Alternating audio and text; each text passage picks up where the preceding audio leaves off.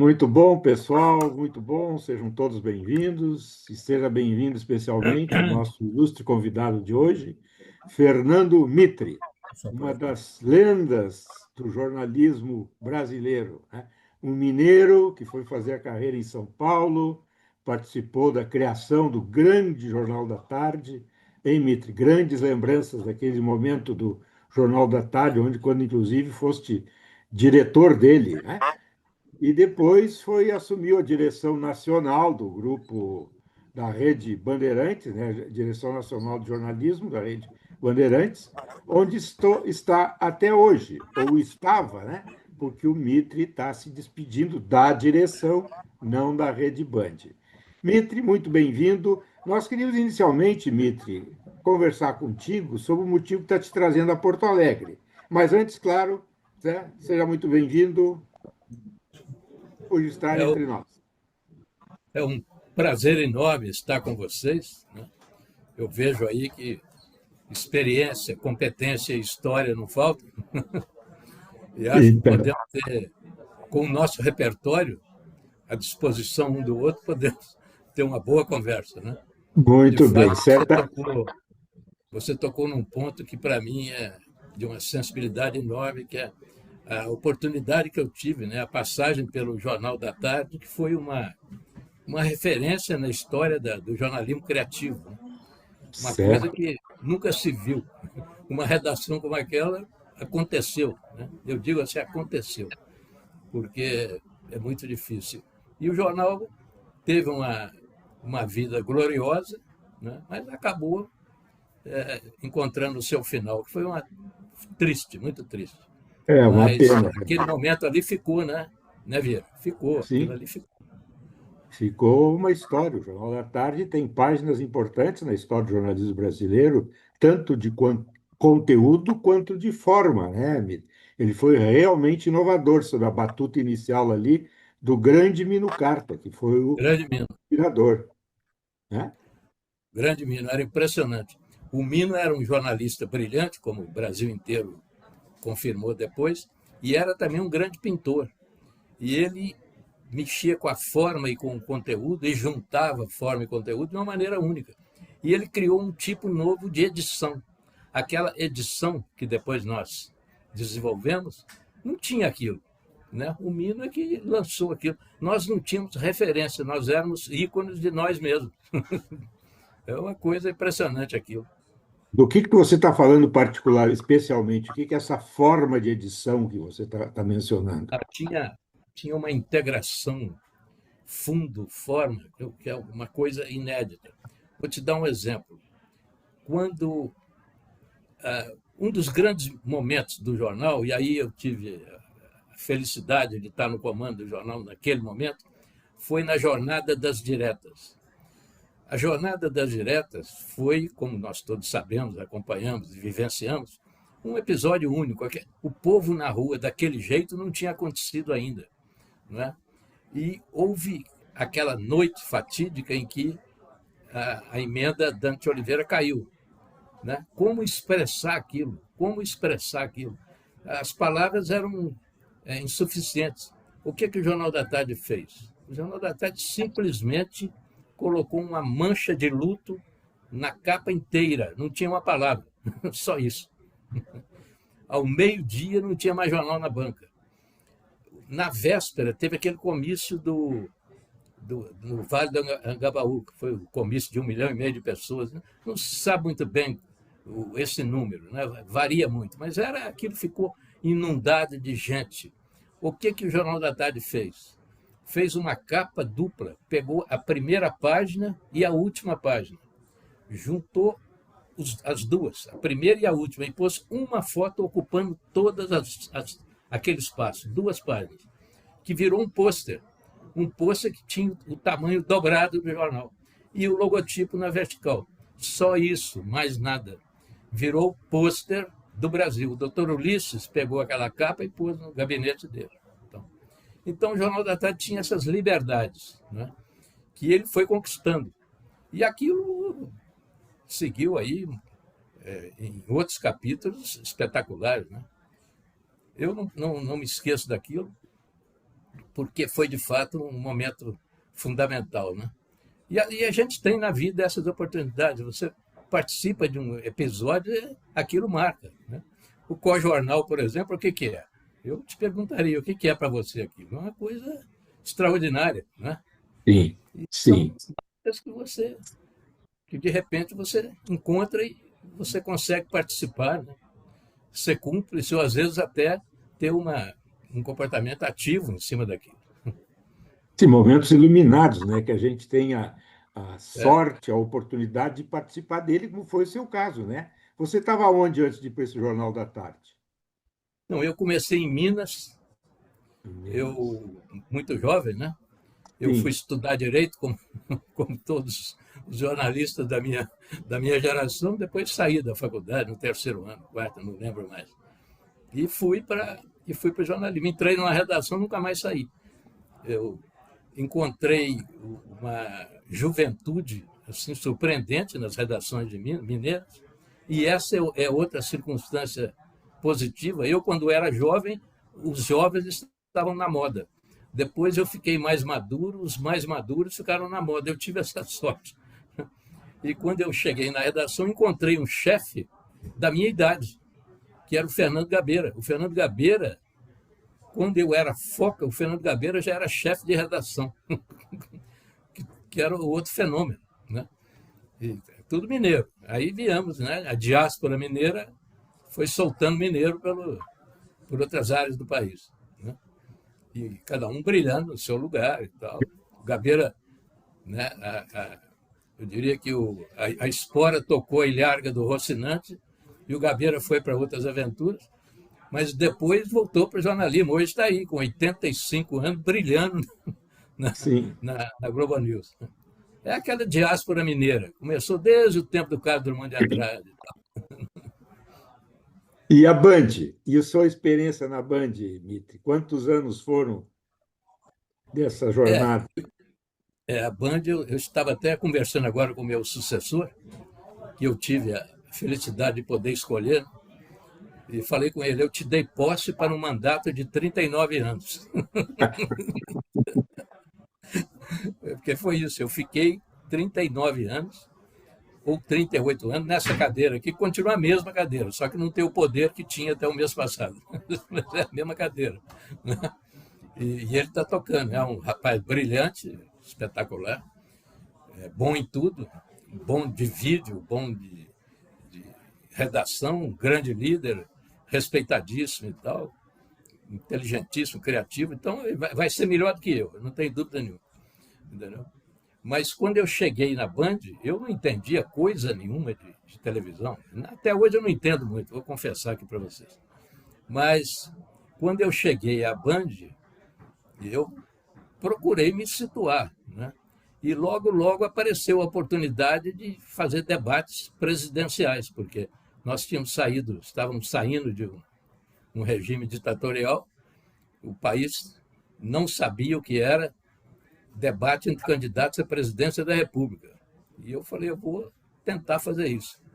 E comecei a trabalhar para fazer o primeiro debate, né? Fiz o primeiro, o segundo, o terceiro e o quarto. Quando eu digo eu, é a equipe toda, né? Eu estava no comando. Mas eu não sabia muito bem o que estava fazendo. Eu ouvi um conselho maravilhoso na época, porque muita gente falava, Mitter, não é possível, tem 10 candidatos, não dá para fazer esse debate e tal. E teve um outro mais realista que falou comigo, Mitter, aproveita que você não entende nada de televisão e faz o debate. E esse foi o grande conselho que eu segui. Entendeu?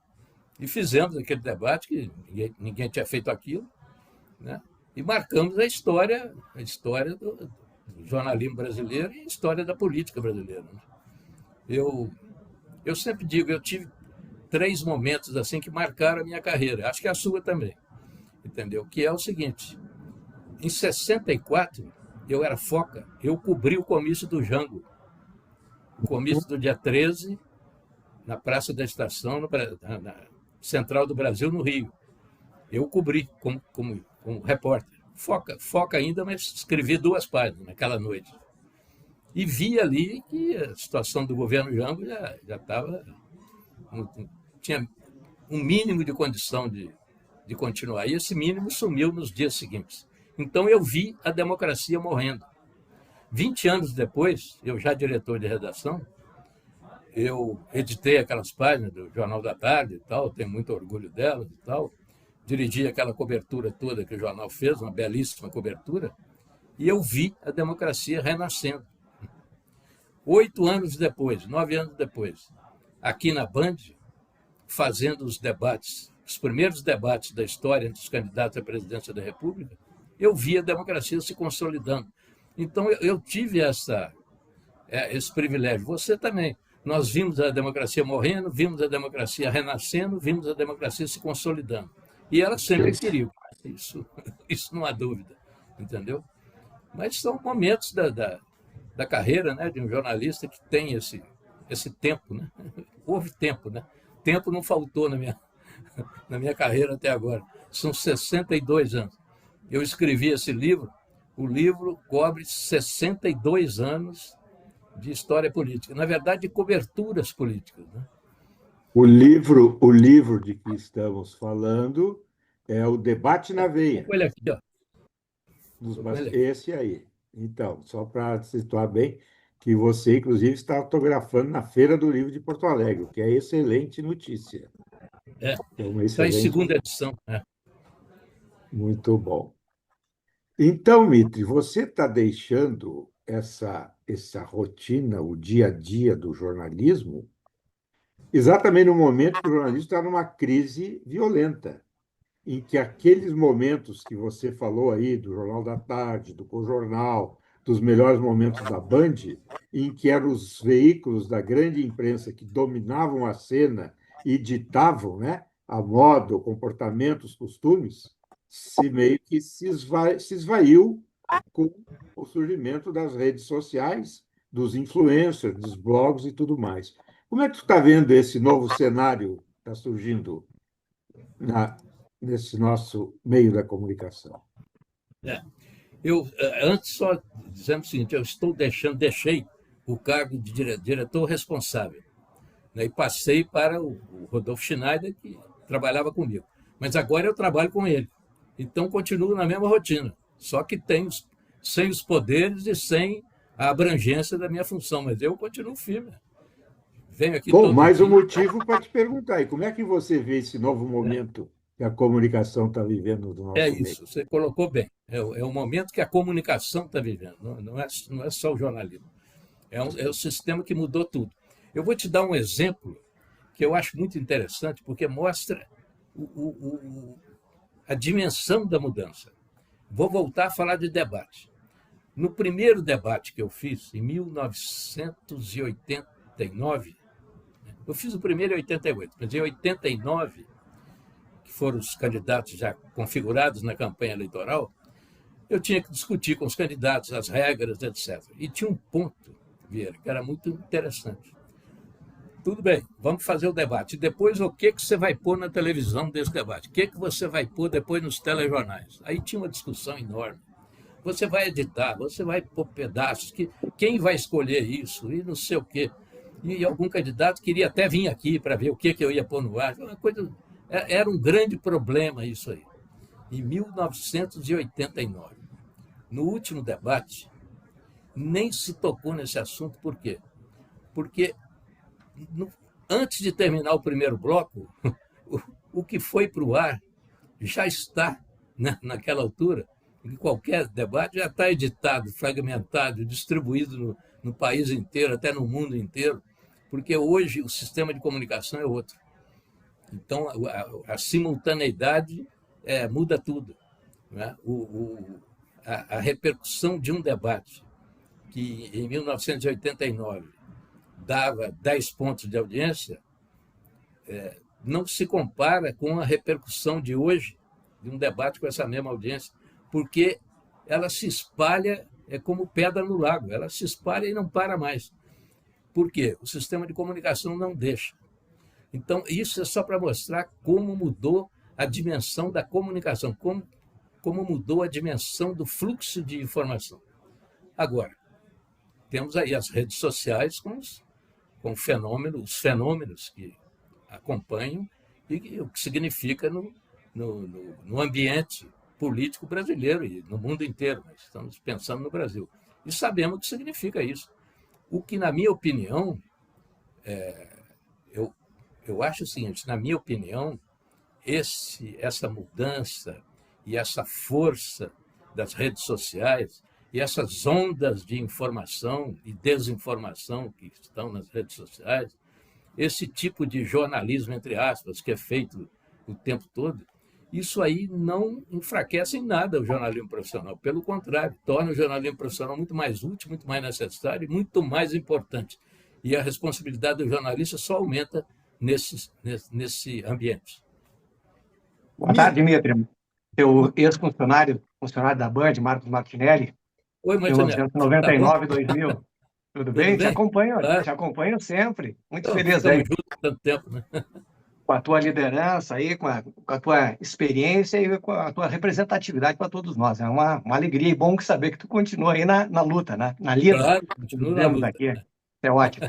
Dmitry, para não perder muito tempo, gostaria de ver uma avaliação tua, né? Tu falaste muito, né, dos 3 momentos da democracia, falaste com carinho do jornal que tu trabalhaste, falaste aí dessa questão dos debates, mas em termos de telejornal, para mim, claro, porque também eu trabalhei naquela época ali, o jornal que tu montaste ali com Paulo Henrique Amorim, para mim foi um diferencial muito grande da Band ali, porque as dificuldades de fazer um jornal de repercussão, né, de tamanho nacional e internacional é difícil, e foi um jornal que, para mim, marcou a época e foi um diferencial, né? Mas talvez o erro ali seria bater naquele mesmo horário do Jornal Nacional, mas eu queria ver a tua avaliação daquele momento lá, que para mim foi um dos momentos melhores da Bandeirantes. Temos a briga por audiência, né? Mas você tocou no ponto certo. Aquele horário não estava certo. Aquele horário estava errado, né? Tanto que eu estava aqui quando o Paulo Henrique chegou e tal, ajudei o Paulo Henrique a colocar o jornal no ar. Logo depois eu recebi uma proposta para sair. E eu fiquei fora 2 anos. Depois eu voltei. Então eu fiquei pouco com o Paulo Henrique. Peguei aquela primeira fase, quando o jornal foi para o ar e tal, mas tinha um erro grave de programação. Aquilo ali tinha que ter sido discutido, né? Havia outras possibilidades. Tanto que quando eu voltei, e não fui eu, foi a programação. Quando eu voltei, e o Paulo Henrique saiu, naquele momento a programação mudou o horário. Para você ter uma ideia, na primeira semana, com um novo horário, a audiência duplicou. Porque ali era um jornal competente, como sempre, o Paulo Henrique é um profissional competente, como sabemos, mas naquele horário tinha dificuldades. E, na verdade, aquilo é um episódio entre tantos outros em que a competência não faltou. É muito interessante observar isso. Às vezes a programação mexe com o resultado do programa. Isso é comum em televisão. Mas a competência do produto, o significado do produto, na Band ele tem uma certa constância, né? A Band ela sempre trabalha buscando um passo a mais. Você pega as coberturas eleitorais. Existe uma tradição na Band com essa cobertura eleitoral. Todo mundo já espera. Essa tradição na Band não significa repetição. Ela significa recriação. Ela significa evolução. Então, é uma tradição que repete a cobertura, mas já modificada. Tem sempre um salto de qualidade. Você pega os nossos últimos debates, infinitamente superiores aos anteriores. A gente sempre está pondo alguma coisa, sempre procurando alguma coisa. Que é um desafio enorme, é um desafio angustiante. A palavra angústia cabe perfeitamente no espírito de um jornalista aqui na Band, acho que de todos vocês, quando tem essa responsabilidade de uma cobertura como a cobertura eleitoral. Porque você tem que fazer melhor, você tem que escolher novidades. E a escolha e a angústia estão juntas. Dmitry, só uma outra pergunta aqui, em termos de investimento, com tantas plataformas sociais, aí, com tanta opção, né, de mídia para o telespectador, para quem acompanha a comunicação, está valendo a pena investir financeiramente em comunicação? Essa a busca, né, certamente é muito mais difícil, né, a busca por telespectador, por audiência. Vale a pena o investimento? vultoso que era feito anteriormente nesse meio? O que eu acho é que mudou completamente o sistema de comunicação, mudou tudo. E muda também a visão em relação a investimento, escolhas e também possibilidades comerciais. Tudo isso muda e exige da empresa o quê? Criatividade, uma visão nova de uma realidade nova. Uma realidade nova vista por uma visão antiga, ela não vai oferecer grande coisa. A visão tem que ser inovadora também, porque a realidade muda, ela não para. E as empresas de comunicação têm aí um mundo para investir, tem que saber fazer o investimento. O que eu acho é o seguinte, voltando a falar especificamente do jornalismo, ele nunca foi tão importante como agora. O jornalismo profissional, porque a confusão que existe aí nesse mundo da comunicação, com trânsito de informação, desinformação, opinião, o fato mal trabalhado, eu sempre digo o seguinte, o jornalista ele tem 3 obrigações fundamentais, básicas. A primeira é o compromisso com a realidade factual. E esse é o primeiro compromisso do jornalista. Por mais sofisticadas que sejam as edições de determinados jornais ou telejornais, o compromisso com a realidade factual é o primeiro compromisso. E aí não tem jeito. O segundo compromisso já é uma questão mais técnica, é o dimensionamento deste fato noticiado. Você noticia o fato, você dimensiona o fato. E a terceira obrigação, eu diria que é o seguinte, é a postura crítica que o jornalista deve ter diante desse fato.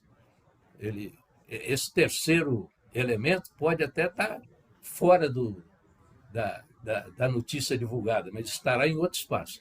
Mas faz esses 3 aspectos, esses 3 estágios fazem parte da obrigação básica da nossa profissão. Então, isso aí é fundamental, seja qual for o sistema de comunicação em volta, seja qual for a variedade de possibilidades de comunicação, esses 3 elementos eles são intocáveis. E a qualidade desses 3 elementos é absolutamente fundamental. E quando eu falo da primeira obrigação, que é o compromisso radical com a realidade factual, eu estou me referindo a possibilidades de risco também. Há um texto que vocês devem conhecer, um texto clássico do Paul Johnson, chamado 7 Pecados Capitais da Imprensa. Um dos pecados é a distorção da informação, que é um fenômeno de linguagem, é a distorção. Você captura o fato, você transforma o fato em notícia, porque o fato não é notícia, o fato é o núcleo da notícia. A notícia é o fato narrado, é o fato comunicado, já vem com linguagem. E aí há o perigo da distorção. A distorção pode ser voluntária ou involuntária. Se for voluntária, é criminosa, eu não quero nem discutir. Mas mesmo a distorção involuntária, ela está aí o tempo todo nos assaltando e nos ameaçando. E a resposta tem que ser uma resposta técnica, é a competência do jornalista lutando contra a distorção da notícia, que nem sempre é de má fé, mas às vezes pode ser por erro técnico. Então, isso aí não muda, isso não muda. Esse é o ponto fundamental. O sistema de comunicação pode mudar à vontade, mas esta relação do profissional com a notícia e a relação que precisamos manter, né, e recriar, se for o caso, da notícia com o consumidor da notícia, isso é fundamental, seja qual for o aparato tecnológico em volta. Márcio, você. Mitre, boa noite. Márcio Pinheiro. Márcio Pinheiro. Eu queria saber de ti como é que tu avalia a importância dos debates daquela eleição de 89, até que ponto eles foram decisivos, principalmente no primeiro turno. No segundo turno já fica mais ou menos claro que ele teve, até pela ação da Globo.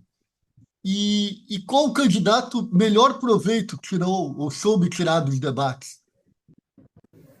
Aquele debate ali, aqueles debates, né, de 89, eles tinham 9 candidatos no primeiro turno e um que fugiu, que foi o Collor. O Collor só voltou no segundo turno. Mas no primeiro debate, você tinha, por exemplo, o candidato Ulisses Guimarães. Foi uma candidatura fraca, um político fortíssimo, com uma história espetacular. No entanto, o público não soube, ou não quis, ou não procurou saber a importância daquele candidato, que era o homem da Constituição, Dr. Ulisses. Então, a presença dele no debate foi importante, mas não teve efeito, não teve nenhum efeito. O Caiado, que agora está aí com a mesma verve e tal, já começou a brigar, já faz tempo, está brigando antes dos outros e tal. O Caiado estava nesse debate. Foi quando ele apareceu, já mais ou menos assim. E ele marcou uma posição de direita ali que depois cresceu no país. Foi uma semente ali, que a gente não conhecia bem. Ele que fez isso. Nós tivemos o Roberto Freire. O Roberto Freire era o candidato do Partido Comunista. Eu acho que ele teve uma participação brilhante naquele debate, mas mais para informação do que para efeito eleitoral. E tivemos aqueles que realmente disputavam com possibilidade de ganhar a eleição, que era Mário Covas, que quase foi eleito presidente da República, posso explicar isso. Brizola, que só não se elegeu por um detalhe. Né? Lula, que era uma novidade, que foi crescendo como novidade cada vez maior durante a campanha. E o Afif, que teve também como liberal, candidato liberal típico, ele teve também a sua força. Então, o que você tem aí? Você tem um social-democrata, isso depois de 20 anos de ditadura. Você tem um social-democrata, que era o Mário Covas. O Brizola ainda não tinha no Brasil essa vestimenta, mas ele era um líder trabalhista expressando uma nova linguagem em relação a Jango e Getúlio, mas ele era representante disso. Você tinha o Lula renovando a luta trabalhista e você tinha o Afif tentando falar de um capitalismo moderno, etc. Esses quatro, cada um deles teve possibilidade de ir para o segundo turno. O Afif chegou a 17%, depois caiu. O Mário Covas acabou com ele aqui no debate na Band. Né? O Mário Covas, com aquele choque do capitalismo, você lembra bem disso? Fez aquele discurso e tal, estava indo muito bem. Do Serra e de Fernando Henrique. Isso, né? Exatamente. E você tinha o Lula crescendo, como eu disse, e o Brizola. Qualquer um desses quatro candidatos aqui, aí é uma opinião minha, que essa opinião não tem sentido, já passou e a hipótese não aconteceu. Mas eu diria que se o Brizola tivesse ido para o segundo turno com o Collor, ele ganharia a eleição. Se o Mário Covas tivesse ido para o segundo turno com o Collor, ele ganharia a eleição. E se o Afif tivesse ido, também ganharia. Entendeu? Mesmo o Afif, é? O Afif chegou até 17%. Ele estava crescendo. E o Collor, porque se você pensar bem ali, o que era o Collor? O Collor, ele dividiu o país ficou dividido, né, entre o Collor e o Lula, e havia o antilulismo. Uma parte daqueles que votavam no Collor tinham medo do Lula. Então, o Mário Covas ali, eles iam em cima do Mário Covas. E o Afif também. Também não tenho dúvida sobre isso. Mas, na verdade, no final, por 400 mil votos, o Brizola perdeu o segundo turno. E o Lula foi. E o Collor, aí, teve todas as chances de ganhar a eleição, porque houve uma ventania anti-Lula naquele segundo turno.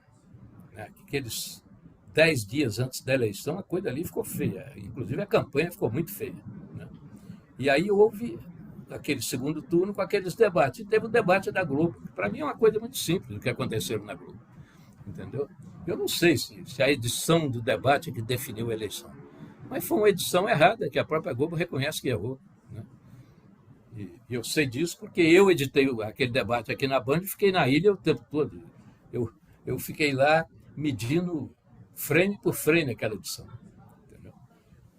Agora, houve um momento em que o adversário do Lula virou um enigma. Quem será o adversário do Lula? Do Collor? Quem será o adversário do Collor? Virou um enigma aquilo ali. E depois a questão era, o Lula vai. Se o Lula for, o Collor tem grandes possibilidades de ganhar. Se o Lula não for, o Collor tem grandes possibilidades de perder, seja qual for o outro candidato. Eu não tenho dúvida sobre isso. Eu sei que quando eu falo no AFIF, surpreende um pouco. Mas para quem voltar e avaliar bem aquele período, teve uns 15, 20 dias que isso era muito claro.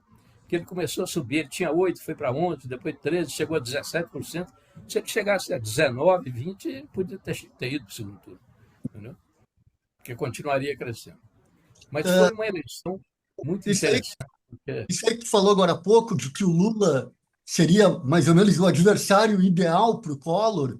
O livro do Mário Sérgio Contra, aquele Notícias do Planalto, que tem um grande personagem no livro, ele conta ali que no esquema de apuração que tinha que cobrir o país inteiro, né, a equipe do Collor, em muitos momentos, trabalhou em sintonia com a equipe do Lula, ajudando a fazer a fiscalização, porque era interessante para os coloridos terem o Lula como adversário. Eles já acreditavam como sendo melhor para eles. É isso mesmo, é isso mesmo. Você tocou no ponto certo, é isso mesmo.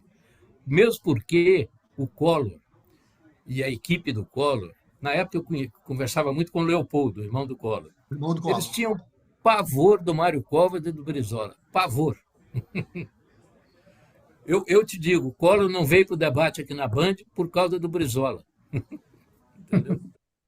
Isso eu pude apurar, porque eu fiquei atrás dele há 2 meses. Onde ele ia, eu ia atrás. Entendeu? E no fim, eu acabei descobrindo isso. Entendeu? Muito bom. Então, pessoal, Vera, pode falar, Polidoro. o Fernando, Polidoro, como vai? tudo bem? Durante muito tempo, a Gazeta Mercantil teve no domingo à noite, na Band, um programa Crítica e Autocrítica, Isso. que era mediado pelo Miller, né? Que faleceu não faz muito tempo, né? E o que ele tentava fazer ali naquele período era aproximar, não exatamente contrários, mas independente de de que lado estava ideológico e politicamente os debatedores, ele aproximava tentando construir um ambiente de diálogo, etc., né? Isso. Eu até participei de um episódio, porque a Gazeta queria um debate do Aureliano com o Brizola. E aí me coube a missão de conversar com o Aureliano e com o Brizola, para tentar juntar os dois. Falei com eles, fui no Palácio Guanabara falar com o Brizola, e o Aureliano eu falei lá no Meridiano, o dia que ele assumiu a presidência da República. Quando o Figueiredo foi para os Estados Unidos fazer exames para não estar lá. Para ele não estar lá no dia do comício da Candelária. E o Brizola, eu falei, primeiro lá no palanque da Candelária, eu consegui falar com ele e convidar ele para o programa, que ele se entusiasmou, mas eu só estou dando assim porque eu estava nesse ambiente da Gazeta e do programa. Esse programa, ele teve um papel, né? Teve um papel importante. E hoje o domingo é do Canal Livre. Foi uma passagem de bastão ali do projeto da Gazeta para o Canal Livre? Não, o Canal Livre é anterior. O Canal Livre começou, quando o Canal Livre nasceu, o Brasil era um país tão estranho para nós hoje, que o Canal Livre abria com a leitura dos direitos do homem. E era um escândalo. Todos os homens nascem livres e iguais. Todo mundo ficava em pânico com essa frase. A voz do Sargentelli. Era o alto. A voz do Sargentelli. Sargentelli, exatamente. Uma voz. Era incrível aquela leitura. Mas o Canal Livre já era. Mas, Polidoro, você tem razão com relação ao papel que esse programa desempenhou no Brasil. Era o debate noturno que todos os interessados em política esperavam no domingo. E o Miller com cachimbo, né? Aquele cachimbo. Estava cachimbando, imagina, totalmente politicamente incorreto. O Miller... Mas tinha o cachimbo da paz, também, quando estreei tem na a televisão. simbologia, né? O cachimbo da paz ali. Cachimbo da paz. Mas quando eu estreiei na televisão, no vídeo, eu estava de charuto. Eu fumava charuto, eu fui para o vídeo de charuto e tudo bem. Há pouco tempo eu estava vendo, falei, meu Deus, que absurdo. Outros tempos, outros Era o tempos, Brasil daquele tempo. outros tempos. A tua foto na contracapa do livro é com charuto, não é? Sabe que eu não lembro? Deixa eu ver, eu estou com. Ah, é, aqui, ó. Charuto. Eu tinha estado em Jovem. Cuba, eu fiz um documentário em Cuba e eu jantei com o Fidel Castro, eu e alguns outros jornalistas. E ele me deu uma caixa de charuto Coíba. E eu estava aqui fumando na hora dessa foto. Mas, mas você tem razão. Esse programa, Crítica e Autocrítica, ele teve um papel importante, ele ocupava um espaço importante na análise política na televisão, que é uma coisa complicada. A análise na televisão é complicada. Mas este fechou. E como você explica a longevidade do Canal Livre? Ele está entre, certamente, os mais antigos programas da televisão brasileira. Se não for o mais antigo. Né? Mas ele mudou bem o formato, né? O formato vai O evoluindo. Canal Livre inicial, que eu me lembro, era com o Roberto Dávila ancorando, né? Isso, E os isso. entrevistadores uma espécie de arquibancada, né? Uma mini plateia com É uma cadeiras. mini plateia que o Roberto Dávila ia chamando as pessoas Isso. para perguntar para quem estava. E tinha algumas perguntas que eram feitas em off pela voz de Sargentelli. Isso, eu acho que isso foi um outro momento. Ah, Que nós até tentamos depois voltar com isso, mas não tinha mais Sargentelli. Então, é. mas você está lembrando muito bem. É isso mesmo. E no fim, o Dávila, ideia do Fernando Barbosa Lima, perguntava a cada participante do programa o que ele achou do programa. Achou do programa? É. Era muito É muito interessante. boa. Entrevistadores e para o entrevistado. Né? Mas o Canal Livre é muito mais antigo do que o Roda Viva, por exemplo. É. Então, provavelmente, está aí entre o mais, se não o mais longevo da televisão brasileira. O Canal Livre tem um certo parentesco, até porque também era do Fernando Barbosa Lima, com outros dois programas, a meu ver. Um era o Abertura, ainda na TV Tupi. Isso. O Né? Abertura tinha a participação do Glauber Rocha. O Glauber tinha um quadro. E outro que aí tu já participou, que foi aquela segunda versão do Jornal de Vanguarda, que era Jornal de Vanguarda. tu. Exatamente. O Jornal de Vanguarda eu participava. Na verdade, a minha participação era um desafio à ideia de vanguarda, porque eu contava as histórias de um coronel da política mineira, que teoricamente não tem nada a ver com vanguarda. Mas era um coronel da política Existia? O coronel era de verdade? de verdade, tanto que havia essa dúvida: o coronel existe ou não? E eu falava com ele toda quarta-feira. E tem um capítulo sobre ele aqui no meu livro. O Debate na Veja tem um capítulo, Coronel Chichico Cambraia. É um capítulo que vale a pena ler porque ele é uma figura muito interessante. E como foi crescendo essa dúvida, existe o coronel ou não existe? Aí um dia, porque eu dizia, né, conversei hoje com o coronel sobre o discurso do Aureliano Chaves e o coronel acha que era isso, né? E dava um conselho mineiro e tal. E aí o Fernando Barbosa Lima falou: Mitre, vamos pôr o coronel no vídeo. Vamos contar que ele existe. Aí eu liguei para o coronel, gravamos e pusemos o coronel. E o jornal falou: hoje você vai saber se o coronel Chichico Cambrai existe ou não. E aí mostramos o coronel. Né? Mas o importante aí é que o jornal de vanguarda ele renovou a linguagem da televisão. Ele começou também na Tupi e depois o Fernando Barbosa Lima trouxe para São Paulo. Era um jornal bem diferente de tudo. E foi que lançou a Doris Guice. A Doris Guice. Revelamos a Doris Guice, que foi um grande sucesso na época. Depois ela apresentou O Globo foi lá e o levou Fantástico, ela. Né? É. Mas a Band, na verdade, ela tem um papel extraordinário na redemocratização do Brasil. Nós estávamos falando do Brizola, né? Que, aliás, também tem um capítulo sobre Brizola aqui no meu livro, que eu me aproximei muito do Brizola e eu queria fazer uma entrevista com o Brizola, que seria a última do Brizola. Ele me prometeu a entrevista e morreu antes de dar. É uma pena. Mas muita coisa que ele me contou, me confessou, está aqui no livro. Inclusive a vontade que ele tinha de prender o Tancredo em 61, se o Tancredo pousasse em Porto Alegre, vindo do Uruguai, onde ele combinou o parlamentarismo, né, com o Jango. Né? Mas o Brizola, ele estava no exílio e a Band mandou um repórter ao exílio entrevistar o Brizola, em plena ditadura, e botou o Brizola aqui. Entende? O entrevistador foi um grande jornalista, chamado Evaldo Dantas Ribeiro. Evaldo Dantas, grande jornalista, que foi diretor do jornalismo da Band.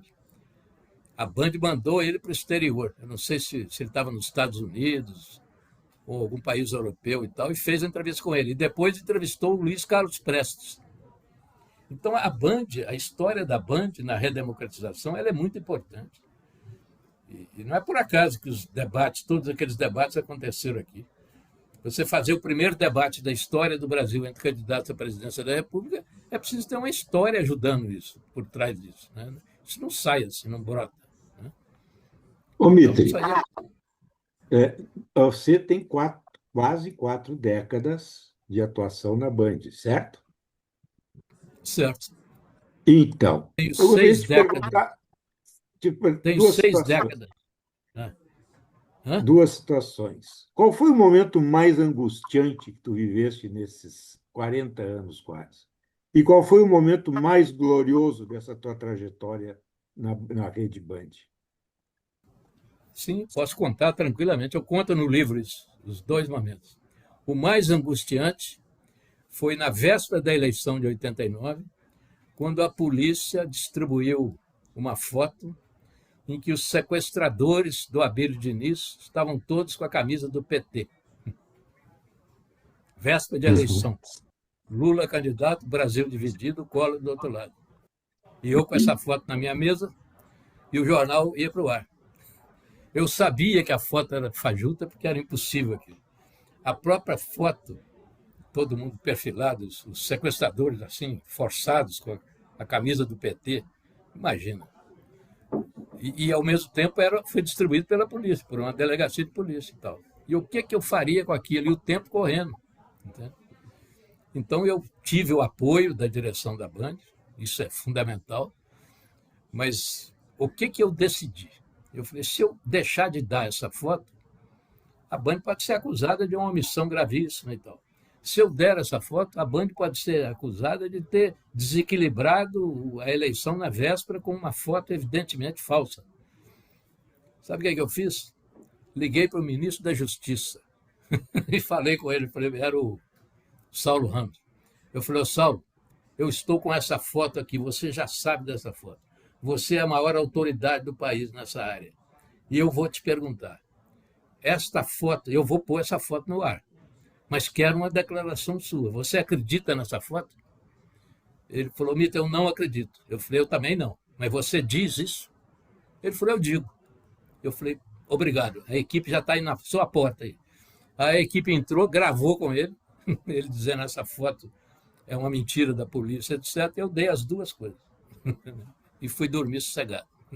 Muito bom. Mas, que lance. Que lance. É um lance terrível. E o momento de maior alegria, de maior orgulho, e tem também um momento de maior tensão, mas aí é fora da Band, o momento de maior orgulho, de maior felicidade profissional, foi quando soou a nossa música e começou o primeiro debate de 89. Porque eu olhei ali no estúdio, era uma coisa comovedora. Depois de 20 anos de ditadura, sem nenhuma eleição para presidente, exilados, luta armada, o diabo, repressão de todo tipo, ditadura na casa e na vida das pessoas e tal, eu vendo ali no estúdio, um candidato do Partido Comunista, ao lado do candidato da UDR, ao lado do candidato do Partido Comunista, do PL, da Arena, todos aqueles partidos ali, aquele aquele conflito legítimo de bandeiras ideológicas. Olhava para a plateia, via colegas que tinham sido exilados, outros que tinham sido presos, estavam ali trabalhando. É claro que aquilo foi uma emoção enorme. Aí começou o debate, foi um grande momento. O outro, de grande tensão, foi fora da Band, foi na noite das diretas, quando a gente soltou aquela capa, depois do resultado, que foi uma derrota. Uma derrota mais ou menos, porque as diretas caíram ali, mas o povo estava na rua. Nunca mais o Brasil foi o mesmo. Espetacular. Pode falar, Bach, depois o Polidoro. Tudo bem? Boa tarde, boa noite a todos, boa noite, Mitri. Mitri, eu tenho uma questão bem peculiar assim, que eu queria te ouvir, que é uma curiosidade pessoal. Qual é a avaliação que tu faz da operação da Band aqui no Rio Grande do Sul? Eu digo operação como um todo. Tu considera que a Band aqui no Rio Grande do Sul, ela consegue é, reproduzir localmente a relevância que ela tem nacionalmente? Olha, eu não tenho, né, por maior que seja a abrangência da minha função até o mês passado, eu não tenho oportunidade de acompanhar, não tem como acompanhar o dia a dia. Eu tenho os relatos, que são muito positivos, e tem um certo tipo de repercussão que chega para mim. Mas eu acho que o jornalismo do Rio Grande do Sul, o jornalismo de São Paulo, o jornalismo nacional da Band, é um jornalismo em evolução, e ele tem que evoluir o tempo todo. E quando você chega no ano eleitoral, o ano que vem está aí. Quando chega no ano eleitoral, é um grande teste. É um grande teste. É quando eu, mais ou menos, tenho a possibilidade de uma visão mais ampla. A visão geral, total, é muito difícil, mas uma visão mais ampla. O que a gente faz sempre é, nessa época, dar um balanço geral em tudo e levantar possibilidades, levantar defeitos, levantar virtudes e levantar qualidades e procurar aumentar as qualidades, reduzir os defeitos, sempre fazendo uma crítica interna significativa. A gente trabalha muito com a crítica interna dos nossos produtos nas praças. Isso é uma coisa permanente aqui. Polidoro, tá satisfeito, Bach, com a resposta? Tá bom. Polidoro. Mitri, vocês me desculpem, mas eu cheguei um pouco atrasado, porque estava caindo a energia aqui, então eu não ouvi o início do programa. Se o Mitri disse exatamente qual é a função que ele vai ter ainda na Band nesse período e tal, mas a minha questão é o Canal Livre. Você vai permanecer coordenando, comandando o Canal Livre, ou vai passar esse bastão também? Não, meu novo chefe já disse que eu vou continuar no Canal Livre, então eu vou continuar. Eu tenho uma relação quase emocional com o Canal Livre. Tantos anos depois. Fala, Ricardo Bueno. Ô, Mitre, boa noite, prazer, Ricardo aqui. Eu queria te fazer uma pergunta em cima desse contexto que tu colocaste, que está no teu livro, ainda não tive a oportunidade de ler. Qual é a tua avaliação do momento atual da política brasileira? Na minha percepção, nós temos um empobrecimento muito grande do debate político, nós não temos nem personagens, figuras respeitáveis, independente da ideologia. Eu queria saber qual é uma avaliação breve tua, nós estamos aí às 18h50 já, e como é que tu vês a perspectiva futura do Brasil, considerando essa dita hoje polarização, enfim, as posições extremadas, para onde caminhará a política brasileira? Eu não tenho dúvida nenhuma de que esse empobrecimento é real. Você nota isso o tempo todo, diariamente, no trato direto e diário com a notícia. Agora, esse empobrecimento ele vem também fortalecido por a polarização é um fator de empobrecimento de debate, de empobrecimento de conteúdo. Você pega a última campanha eleitoral, houve um déficit de conteúdo ali enorme. O país dividido, como ele ficou, entende? Com bolhas de comportamento, opinião, valores, éticas diferentes e tal, Isso aí impossibilita o espaço para o debate razoável. O que eu prego? Eu acho isso fundamental, Ricardo Bueno. É o seguinte: o bom jornalismo tem que produzir uma base factual comum. Essa base factual comum, ela é fundamental. Eu, quando falo daquela primeira obrigação do jornalista, que é com a realidade factual, mais ainda agora, num momento como esse, porque essa base factual, ela é o jornalismo em si.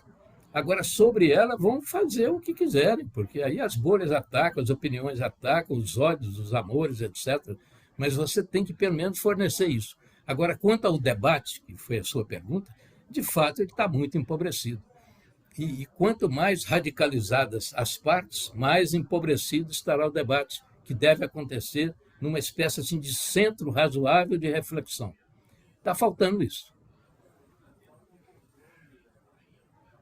Mitre, deixa eu fazer uma pergunta, talvez delicada, mas importante. Você foi convidado certa vez para dirigir o jornal Zero Hora aqui no Rio Grande do Sul. Por que você recusou o convite? Não cheguei a recusar. Na época, eu fui realmente convidado para conversar a respeito. E eu fui para Porto Alegre, isso tem 50 anos. Quase, 40. um pouco menos. E eu fiquei muito orgulhoso com o convite para ir conversar, porque eles estavam querendo um diretor. E gostaram muito de mim e eu gostei muito deles. Mas eu estava com outras propostas. E Teve o Jaime... química? Teve química? Não, teve química. Uma química? O Jaime, eu gostei muito do Jaime, eu fiquei com ele, tratei com ele e tal. Foi convidado por quem, Mitre? Foi convidado por quem? Não, eu fui convidado pela empresa para ir a Porto Alegre, que eles queriam me conhecer, conversar comigo. Por uma pessoa em específico? Eu acho que eu falei muito com o Jaime na época, acho que foi, não sei se o primeiro telefonema foi do Jaime, mas eu fui para Porto Alegre, fiquei lá 2 dias conversando com eles, conversa ótima, tivemos uma interação magnífica, teve uma boa química e tal, mas eu estava também com outra proposta e eles não chegaram a fazer uma proposta para mim, não chegaram a fazer. Eles estavam ainda... Nesse ínter, eu estava com 3 propostas, mas eu não recusei a proposta deles. Eu não cheguei a recusar, porque eles não chegaram a me propor. Mas houve um contato muito bom. E você estava onde na época e para onde acabou indo? Eu estava lançando, eu tinha feito uma revista, a revista Afinal. Afinal? Eu tinha saído do Jornal da Tarde, eu ainda não estava na Band, e eu tive uma sondagem. Na época, eu tinha 3 propostas. A outra, eu acho que eu tinha a Band, tinha uma proposta que eu não considerei, que era para coordenar os jornais do Quercia no interior de São Paulo. Isso eu não considerei, mas na época foi uma proposta boa que um colega meu aceitou. Mas eu lembro que eu acabei vindo para a Band. Sabe a decisão esta. Eu acabei vindo para a Band, entendeu? Porque o Jornal da Tarde estava me convidando para voltar também. Eu estava com várias propostas. Né? Sabe, aquela coisa dos 40 anos. Quando você tem 40 anos, é quando as coisas começam a aparecer e é a hora de fazer a escolha certa. Né? Eu fui convidado também para ir para a Globo na época. O Alberico Souza Cruz me convidou para ir para a Globo. Entende? Eu fiquei em dúvida e tal, acabei não indo. Entende? Mas tudo isso entre os 40 e os 50. Já era ligado ao Alberico por Minas Gerais? Minas, trabalhamos juntos em Minas. Né? E eu também sempre tive assim, o contato possível com o jornalismo no interior. Eu sempre pude, sempre tentei, não, como eu disse, respondendo a outra pergunta sobre a Band de Porto Alegre, eu não tenho a visão geral. O Rio de Janeiro, por exemplo. Eu não tenho a visão geral do dia a dia do jornalismo do Rio de Janeiro, como não tenho a visão geral do jornalismo de Minas. Mas eu tinha contato, sempre tive contato com os profissionais de lá. E o Alberico, ele em Minas e eu aqui. Depois ele foi para o Rio e tal. E até hoje eu estava discutindo aqui que nós estamos preparando, acho que eu posso falar, né? Estamos preparando já o esquema para a eleição e as praças entram com tudo nisso. Então, Claro, como sempre. é Como claro. E o balanço que eu tenho das praças em relação à cobertura eleitoral é uma evolução permanente. Se você compara as últimas 4 eleições regionais, por exemplo, você vê que a cada eleição a qualidade cresce. Isso eu não tenho dúvida nenhuma.